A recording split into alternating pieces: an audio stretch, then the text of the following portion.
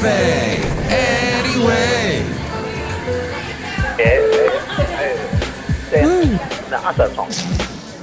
Mike's Daily Podcast. Can I just say that I'm in love with, is it Amy Shively Hawk is her name. She's on C-SPAN right now, and she's this lovely blonde around my age. And my name is Mike Matthews, broadcasting from Café Anyway, located somewhere in Podcastro Valentino. Today, Mike's Daily Podcast. Episode 1485. Mike's Daily Podcast. 1485. Hey, today we hear from JARELNIME, and he's a cool guy, and I have to say I hope you had a great Veterans Day yesterday, saluting the people that defended this country and made it a nice place, full of freedom and stuff. Mike's Daily Podcast. They should forever be honored, and we do that a couple times a year. Mike's Veterans Day, though, Daily specifically for podcast. Those that have paid the ultimate sacrifice. And that's what Amy Shively does. She talks about, I think her mom was in her dad was in a prisoner camp. So, yes, welcome to the show. Today we got JARELNIME. We haven't talked to Jarel in a while, and he'll bring us up to speed on the speeding world that speeds through anime and other interesting observations that he has walked in. Right now. Hi, Mike. It's Benita the rodeo queen. How y'all doing? I got beautiful blonde hair like Amy Shively Hawk. You do. Look who else walked in. Hello there, Mike. I make the delicious root beer. Oh, boy. Have some right now. Thank you. And for our podcast picture today, we got this wonderful guy who also walked in with his lovely wife, Benita. That's right, Mike. I'm the Disgruntled Fiddle Player. Tell you what. I heard y'all was down in Castro Valley last night checking out their meet in the street thingy. Yes, it's that time of year. It's that Christmas time of year. Well, not really. But Castro Valley celebrates Christmas way early because we had, about 5 years ago, a big renovation of Castro Valley Boulevard. And here's today's podcast picture. Which I do not have a picture of. Like I said, it's a drawing with the Disgruntled Fiddle Player, and he and I make fun of those people that, okay, look at your hand right now. Does it have a smartphone in it? Your right or your left hand? Does either hand have a smartphone in it? Then you need to let go, my friend. Let the frick go. Let it go, as the frozen people sang. Because they were frozen and they were making ice cubes and they were computer generated and Disney made money off of them and kids loved it. So what you need to do, and Olaf was a snowman and I can't stand the actor that plays him. He's in everything now. Good for him. He's cashing in on his bigness. Really, he is pretty big. He needs to lose a little weight. So but he's a great singer.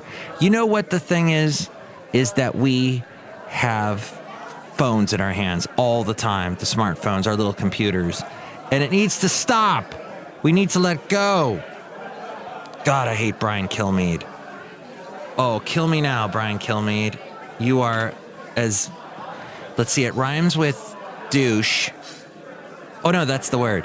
That's what he is, Brian Kilmeade. Oh, from Fox News. The way he talks, he sounds like I can deal with Trump way before I can deal with Brian. They both have that cocky attitude, snobby, I don't know. But just smug is what I was going for. Smug, and they're like, oh, yeah, I know this and I know that. I'm the biggest thing ever. Oh, Brian Kilmeade. I think he's on, Fox and Friends? So he's on C-SPAN as well. If you haven't noticed yet, I'm talking a lot about C-SPAN. I think the only person that watches it. But I do have it on here at Café Anyway. And I also watch it during the week. And when I see the lovely Greta Bronner, I'm always so happy. I ring little bells and make happy sounds. Wait, I don't have any bell sounds. Here, this is kind of a... That was the weakest bell sound I could come up with. But hey, it's not all about sound effects today. It's about fall and leaves changing and remembering heroes in our families that helped defend this wonderful country. And it's about, idiots that I work with.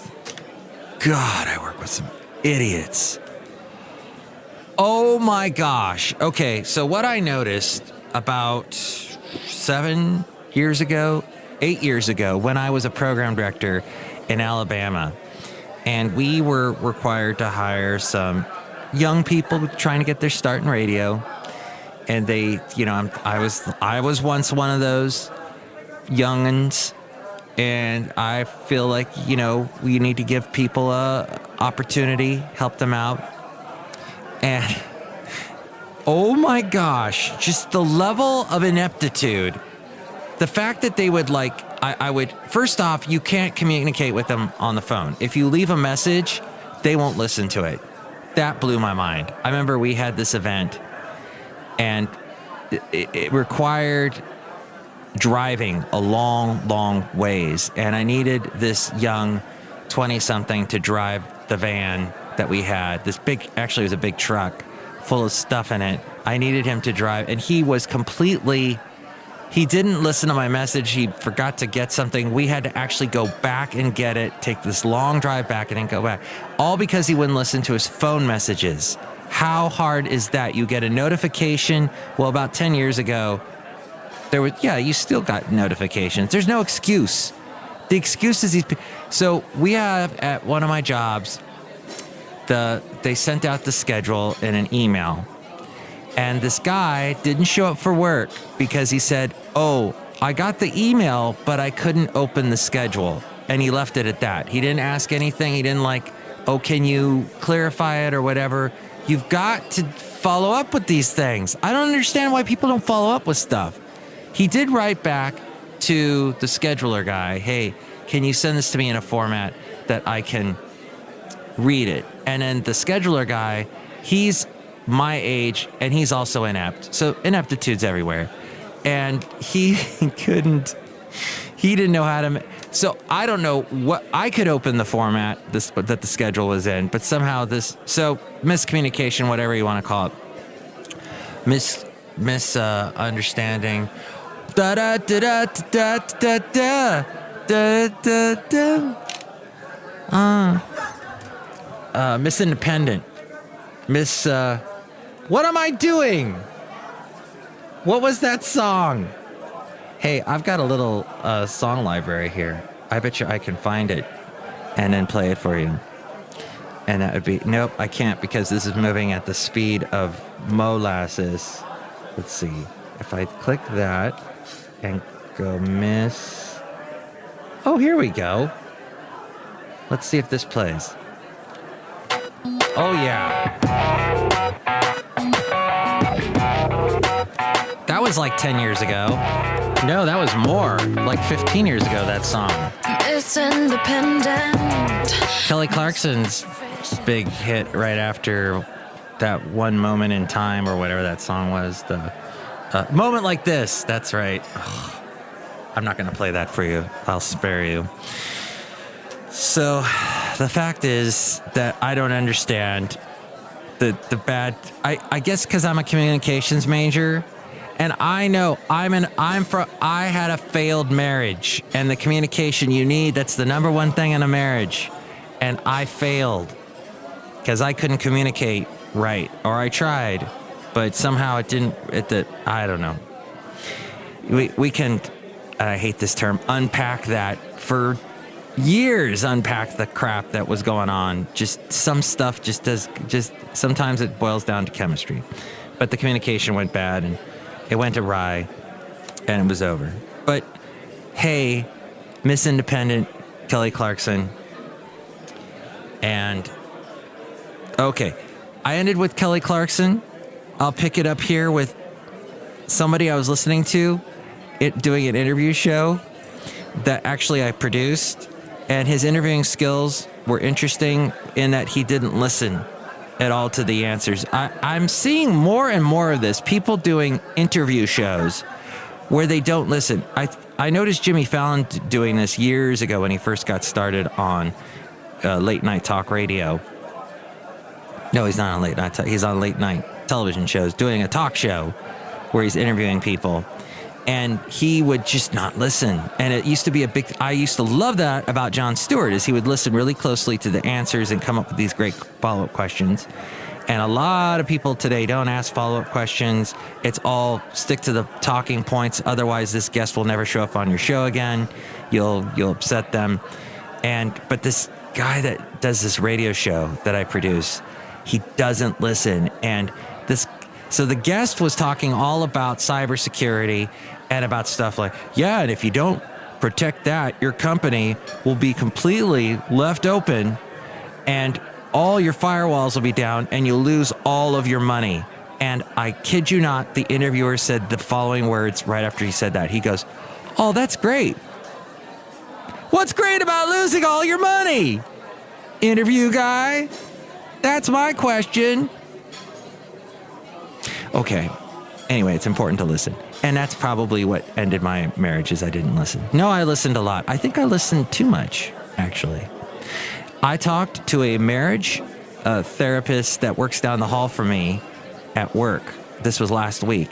And she told me an interesting thing. She said that in marriages, there are 3 types. And I'm not going to remember them. I'll remember the 2 that I thought was very interesting.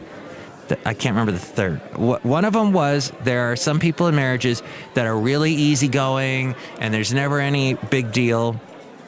And there are other people in marriages that everything's a big deal. Everything, oh my gosh, what's going on? And then I think the third one was someone that is always distancing themselves. I think that was it. But I think my marriage was me being, oh my God, everything, very taking stuff too seriously. And then my ex-wife was the same way. So what she was saying, the therapist, was if you have 2 that are serious all the time and can't let go and be relaxed, they don't complement each other, obviously, and it can turn into, it can end. And so you kind of need the 2 opposites that help it out. At any rate, that's all I have with that.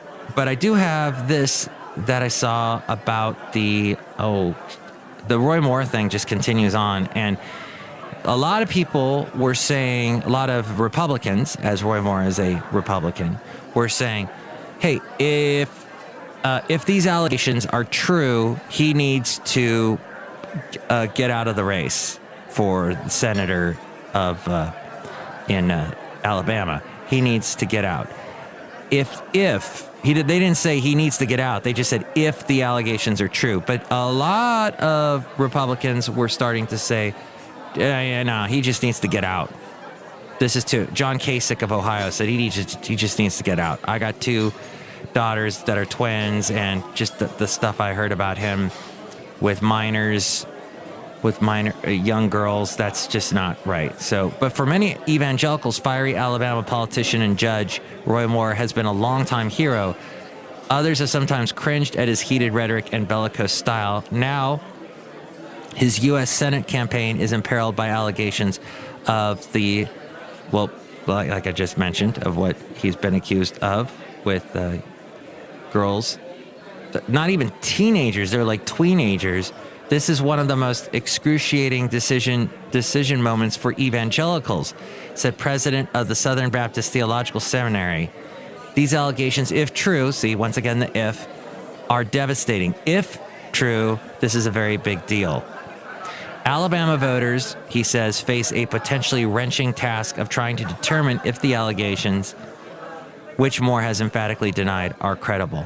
According to Pew Research, which they have been horribly wrong in the past, but 49% of Alabama adults are evangelical Protestants, which I would believe since I lived there and noticed that firsthand. For some of them, the Moore allegations echo the quandary they faced last year, wrestling over whether to support Donald Trump in the presidential race despite his crude sexual boasts. And as we know, they did support him. So it will be interesting if they continue with that. Now, this is an interesting article in the New York Times. Beneath the wave of sexual misconduct allegations in recent weeks against male lawmakers and candidates, there's a common theme. These offenses had been going on for decades, but were either unacknowledged or dealt with quietly. Now veils of silence in legislative chambers are lifting as public disavowals and calls for resignations pour in against the accused, even from fellow party members. Let's see, it also goes on to say, women continue to come forward writing public letters about abuses ranging from lewd comments to groping and joining others in a wide range of industries where powerful figures have been toppled seemingly by the week. Recently we got Louis C.K., female comedians that have worked with him saying that he very inappropriate. Of course, Harvey Weinstein, we got the Kevin Spacey, and the list goes on. So that, all right, well, I won't get into that one. It talks about a lot of the other politicians. It's mentioning these names I'm not too sure of. But this here is the computer just crashed. I guess we won't read that one either. Meanwhile, Santa Rosa fire evacuees fear they can't afford to return. The one, like they're talking about, like their houses are so expensive down in California, and to replace them be more expensive. Hundreds of homes that burned down last month in Coffee Park, where about 40% of the residents were renters. A website recently posted by a construction company entitled Bring Back Coffee Park, looking to rebuild or sell, has only stoked concerns that a neighborhood reduced to ashes will be rebuilt as something vastly different. A month after wildfires ripped through the city of more than 160,000, there are debates about the fate of working class residents and undocumented immigrants, the shortage of available housing for displaced residents that has pushed rentals rates into the stratosphere, and whether the firestorm will trigger an exodus of engineers, doctors and nurses, teachers, emergency responders, and agricultural workers with its economic downturn.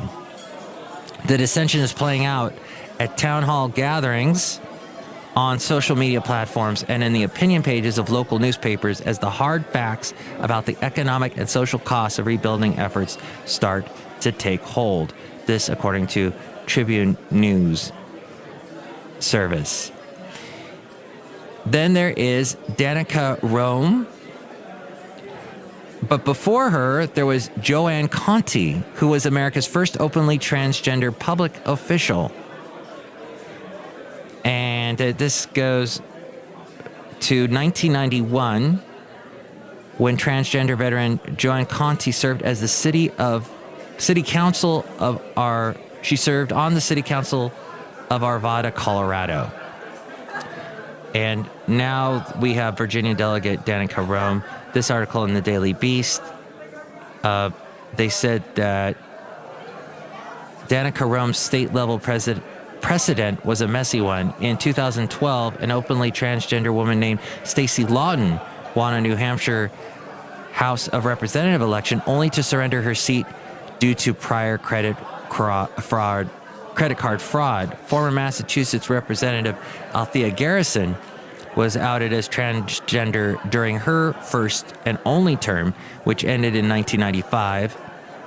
That makes Rome the only second openly transgender person to win a state legislature election, but the first who seems likely to be seated as well. But before Rome, Lawton, or even Garrison, a transgender woman named Joanne Conti won a spot on the city council in Denver, only to be brutalized by the press in 1993 when she came out. A sharp contrast to the celebratory headlines that greeted this year's bevy of transgender winners. Now on to, and we're almost done with these stories before we get to JARELNIME. There's a security firm that it claims to have thwarted iPhone's X10 Face ID, the iPhone 10's Face ID, with a special mask.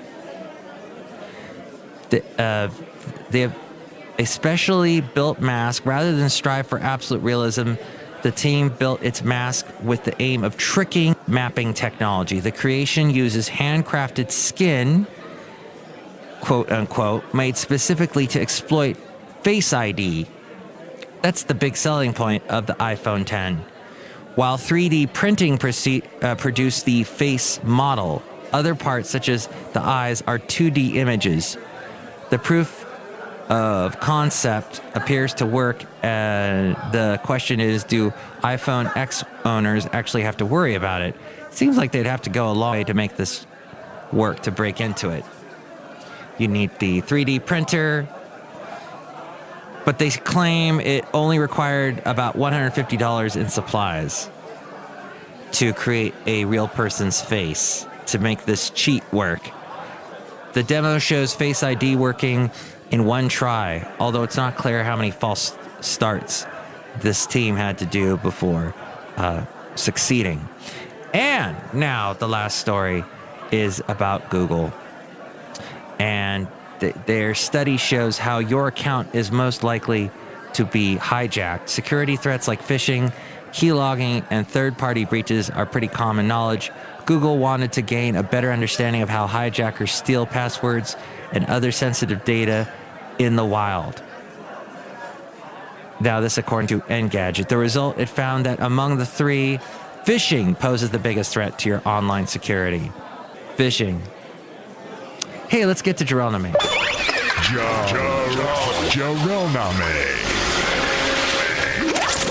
Well, I'm very happy once again. It's been a long time since we rock and rolled with JARELNIME. JARELNIME. How you doing with the hay? Luckily, I don't have to find a needle in it.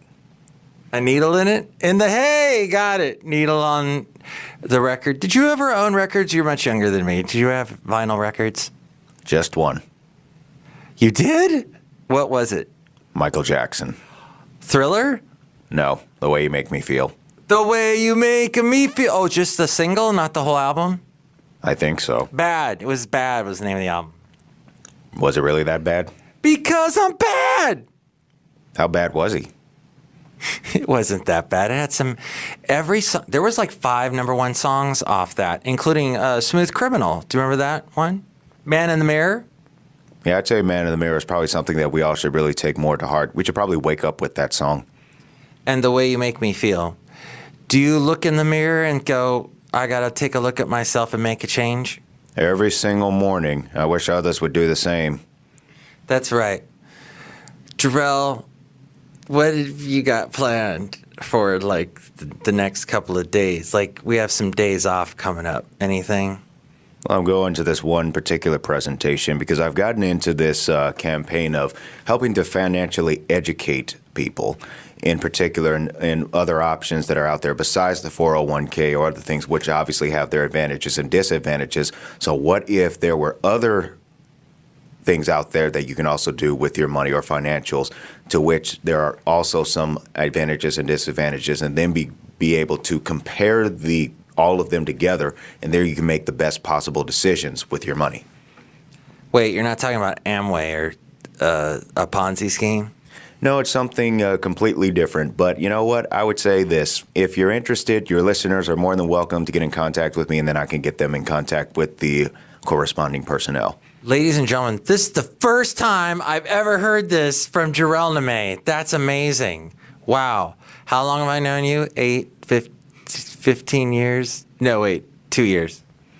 It's amazing what can happen in just 2 years. In 2 years, yes. Well, go ahead. Here, I'm gonna hand the mic back into your face. You're funny. But yeah, in many cases, like, again, I know this is a segment we're supposed to be talking about anime, but you know what? You can't really talk too much about anime with empty pockets. I mean, you can't really do anything on empty pockets. And at the end of the day, too, is what's worse than you actually retiring than the fact that you're retired with no money. So I would say if you, Mike, you know anyone whom is looking for other alternatives besides a 401k or any of the others that they've invested in, just they could get a hold of you upon hearing this podcast, Mike's Daily Podcast. And then, of course, Mike will introduce you to me. And then, of course, I can introduce you to the other personnel thereof that can provide some other options. I see. Okay. How long have you been doing this? I just recently started because I myself was educated in that regard about what other options are out there. And I myself will be planning to make investments accordingly. So when I retire, whether it be in this company that I work at or my own company, which I'm working to make successful, I will have retirement money so I don't have to go back into working again. Yeah, it's always a good idea, people, to think about their retirement and financial advisors and such, but make sure to look at the credentials of the financial advisors and that you have a good one. Like a doctor, it's good to see if you have the background of the doctor, which like now websites like Kaiser and so forth, Anthem, they'll actually tell you where this person graduated, what kind of, you can search, you can filter and all that. This is such an informative show today. I'm full of information. Well, that's what you want to be. We can have fun and we can have entertainment. At the same time, we also need to keep perspective at the same time. Because as we all know, life is not all fun and games. Sometimes you have to really put our noses to the grindstone just from a metaphorical standpoint. But ultimately, we have to do the work to secure our fun and games. Fun and games do come at a price. Did you ever try and draw anime? Did you ever try to draw some of the characters you're a big fan of? I did not. One, I'm not good at drawing in particular. I drew a car freehand before from a video game, the back of a video game case before, but that's as far as I got. It turned out pretty well, okay, but I would say I would just stick my profession in that being in audio engineering. Jarel, we have questions for you for the JARELNIME. This is called Letters to JARELNIME. Here, let me get one right now. Here's out of the mailbag. Here's a question. Since you're an audio expert, what does mix minus mean? Mix minus is a concept in which you are feeding signal to another source without feeding the original signal as well. So, for example, let's say I need to send my voice to someone in a remote location. Okay. I need to send my voice there, but I don't want. Let me put it this way, because this is where it's actually. I'm following you so far, so I'm with you all the way. So you're sending your voice to a different location, like almost like a telephone would. Exactly. So I'm sending my voice to them. Now, what I need from them is I need, let's say, them to send whatever audio they want to send to me, but I need them to make sure that they are not feeding what I'm feeding them back to me. Now, is a phone like that? Is that how we hear each other when we're talking back and forth? A phone operates in between what they call a simplex and duplex system, to which you have the duplex portion, which is the microphone and your speaker. But upon it going out, whether it be over the phone line or over the actual airwaves of your cellular phone, it's in a simplex state. Now, in particular, in many cases, it can actually switch out between the two. So it's just simple. So it's just simply your voice going to their speaker, and then their microphone going to your speaker. Wait. So. But. Okay. But this is where the mix minus gets nullified. Is when you are on speakerphone. Now the mic, in some cases, is able to actually pick up what the speaker is actually putting out, and therefore can send the signal back to the other individual. And then that's when you get the bad things when you're talking on speaker, where it cuts out, that kind of thing? It cuts out, but primarily you hear yourself again very, very fast later, usually about a quarter of a second. So mix minus is basically sending your voice somewhere and being able to hear people on the other end. Yeah, it's basically you want to send one audio source to another location without receiving the same audio in which you sent out. Ah, okay. So mix meaning it's being mixed minus you or minus interference. Somewhat like that. Let's say, for example, we're in broadcast. So you want to send the broadcast elements, such as the music, the imaging, and all of that, to the host who may be at a remote location. So the host down there receives the audio, but what they need to do is they need to make sure that in their mix that they're hearing when they're sending themselves to you, they do not have within that the broadcast elements that you sent to them. I have now understood you. Don't want the boomerang. Don't come back. Exactly, the boomerang effect. That's what you're trying to nullify, is the boomerang effect. Awesome. Okay. This is things that we worry about here. We don't have to worry about it so much in podcasting because we're just sending this audio straight to the listener's ear hole and not having you can come and talk back to us via the methods Jarel was just saying. Also, you can call me at 336 Daily. I have a phone number now. Oh, very nice. Very nice indeed. 336 Daily. Jarel, always good to talk to you and very informative. Yes, you put your finger in the air, and what's that mean? One more thing. I guess I should, being that this is related to bridging to the anime culture, I guess I should leave you with a suggested anime to watch. Oh, yes, please. I would recommend Sket Dance. Sket Dance. Now, yes, this is somewhat of a slice of life with a little bit of some science fiction to it, basic in relations to the characters. But it's basically an anime about a group of high school students who have come together and set up a club it's in a Japanese setting and things like that. But what they do is they go around helping people. Oh, I've never heard of this. And that doesn't seem, to me, anime seems it's always about robots and superheroes and lasers and stuff and guns. That is one of the genres of it, which is mecha or mechanical. But in this one, this is more of a slice of life with a little bit of fantasy in relations to what the characters can do. But primarily, this group goes around helping people who inquire their services. So the acronym, which is SKET, is Support, Kindness, Encouragement, Troubleshooting. Oh, thank you, JARELNIME. Yes, it's 77 episodes, so it'll keep you busy for a while. Dang. Thank you again for joining us here at Mike's Daily Podcast, Jarel. Woo! All right, and with that, I gotta go. Whoa, there he goes. He's running out the door. The door is shutting out. That's a quiet door. Thanks, Jarel. As we go outside of Café Anyway, we're bringing Mike's Daily Podcast somewhere in Podcaster Valley. Wow. Fishing. I get them all confused, honestly. Let's see. Phishing is the one where you get an email and you click on something that you think is taking you to, I don't know, Netflix. And then you sign in and you find out you've just given to this hacker person all your info. I think that's what phishing is. And then this other one, keylogging, I'm not sure what that is. I will do a search right now. How's that? Oh, no, I can't because my computer just crashed. I could use my smartphone, which I make fun of in today's podcast picture cartoon. That might work better. Although now the computer is telling me key logging. Let's see what that says. We'll have a race between my desktop computer here at Café Anyway, or outside of Café Anyway. Okay, the use of a computer program to record every keystroke made by a computer user, especially in order to gain fraudulent access to passwords and other confidential information. That's what that is. And hey, the PC actually beat my smartphone.